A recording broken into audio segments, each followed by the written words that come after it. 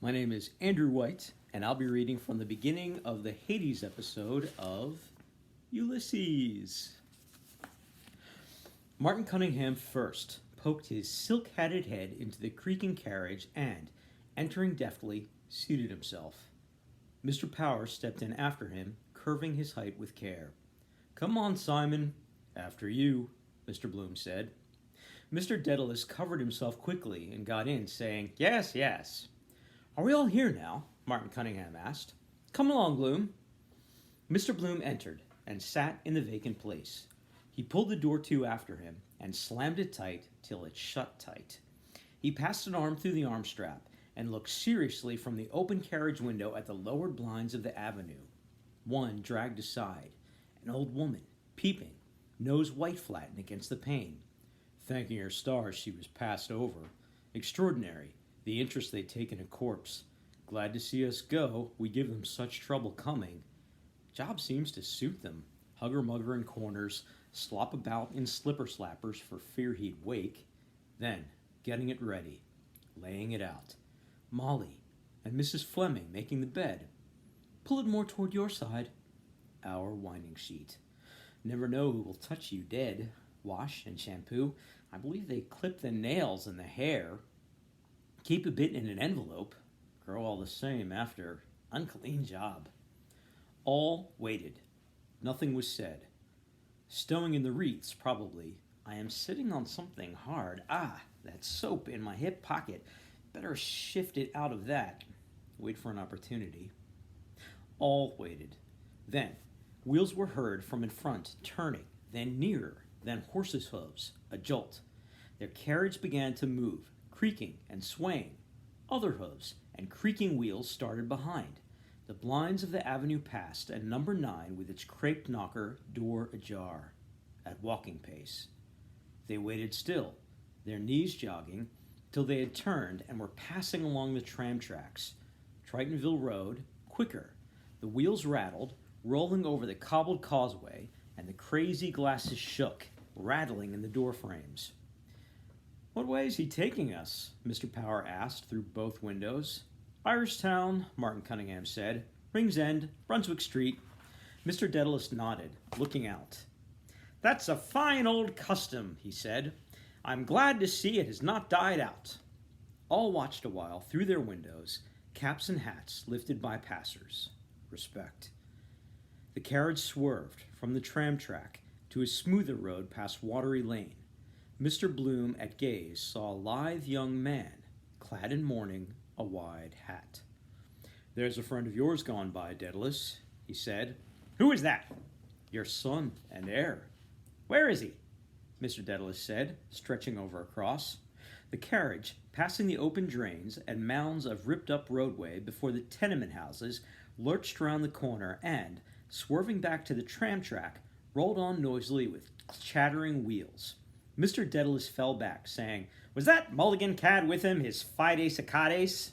"No," Mr. Bloom said. "He was alone." "Down with his Aunt Sally, I suppose," Mr. Dedalus said. "The Goulding faction, the drunken little cost-drawer, and Chrissy, Papa's little lump of dung, the wise child that knows her own father." Mr. Bloom smiled joylessly on Ringsend Road. Wallace Brothers, the Bottle Works, Dodder Bridge, Richie Goulding and the Legal Bag. Goulding, Collis, and Ward, he calls the firm. His jokes are getting a bit damp. Great card he was, waltzing in Stamer Street with Ignatius Gallagher on a Sunday morning, the landlady's 2 hats pinned on his head, out on the rampage all night. Beginning to tell on him now, that backache of his, I fear. Wife ironing his back, thinks he'll cure it with pills. All breadcrumbs they are, about 600% profit. "He's in with the low-down crowd," Mr. Dedalus snarled. "That Mulligan is a contaminated, bloody, double-eyed ruffian by all accounts. His name stinks all over Dublin. But with the help of God and his blessed mother, I'll make it my business to write a letter one of these days to his mother or his aunt or whatever she is that will open her eye as wide as a gate. I'll tickle his catastrophe, believe you me," he cried above the clatter of the wheels. "I won't have her bastard of a nephew ruin my son, a counter-jumper's son, selling tapes in my cousin Peter Paul McSweeney's? Not likely." He ceased. Mr. Bloom glanced from his angry mustache to Mr. Power's mild face and Martin Cunningham's eyes and beard, gravely shaking. Noisy, self-willed man, full of his son. He was right. Something to hand on. If little Rudy had lived, see him grow up, hear his voice in the house, walking beside Molly in an Eton suit, my son. Me in his eyes. Strange feeling it would be. From me. Just a chance. Must have been that morning in Raymond Terrace. She was at the window, watching the two dogs at it by the wall of the Cease to Do Evil, and the sergeant grinning up. She had that cream gown on with the rip she never stitched. Give us a touch, Poldy. God, I'm dying for it. How life begins. Got big then. Had to refuse the Greystones concert. My son inside her. I could have helped him on in life. I could. Make him independent. Learn German, too. Are we late? Mr. Power asked. 10 minutes, Martin Cunningham said, looking at his watch. Molly, Millie, same thing, watered down. Her tomboy oaths. Oh, jumping Jupiter, ye gods and little fishes. Still, she's a dear girl. Soon to be a woman, Mullingar. Dearest Papley. Young student, yes, a woman too. Life. The carriage heeled over and back, their four trunks swaying. Corny might have given us a more commodious yoke, Mr. Power said. He might, Mr. Dedalus said, if he hadn't that squint troubling him. Do you follow me? He closed his left eye. Martin Cunningham began to brush away crust crumbs from under his thighs. What is this? He said. In the name of God. Crumbs? Someone seems to have been making a picnic party here lately, Mr. Power said. All raised their thighs, eyed with disfavor the mildewed, buttonless leather of the seats. Mr. Dedalus, twisting his nose, frowned downward and said, Unless I'm greatly mistaken, what do you think, Martin? It struck me too, Martin Cunningham said. Mr. Bloom set his thigh down. Glad I took that bath. Feel my feet quite clean. But I wish Mrs. Fleming had darned these socks better. Mr. Dedalus signed resignedly. After all, he said, it's the most natural thing in the world. Did Tom Kiernan turn up? Martin Cunningham asked, twirling the peak of his beard gently. Yes, Mr. Bloom answered. He's behind with Ned Lambert and Hines. And Corny Kelleher himself? Mr. Power asked. At the cemetery, Martin Cunningham said. I met McCoy this morning, Mr. Bloom said. He said he'd try to come. The carriage halted short. What's wrong? We're stopped. Where are we? Mr. Bloom put his head out of the window. The Grand Canal, he said. Gasworks. Whooping cough, they say it cures. Good job Millie never got it. Poor children. Doubles them up black and blue in convulsions. Shame, really. Got off lightly with illness compared. Only measles, flaxseed tea, scarlatina, influenza epidemics, canvassing for death. Don't miss this chance. Dog's home over there. Poor old Athos.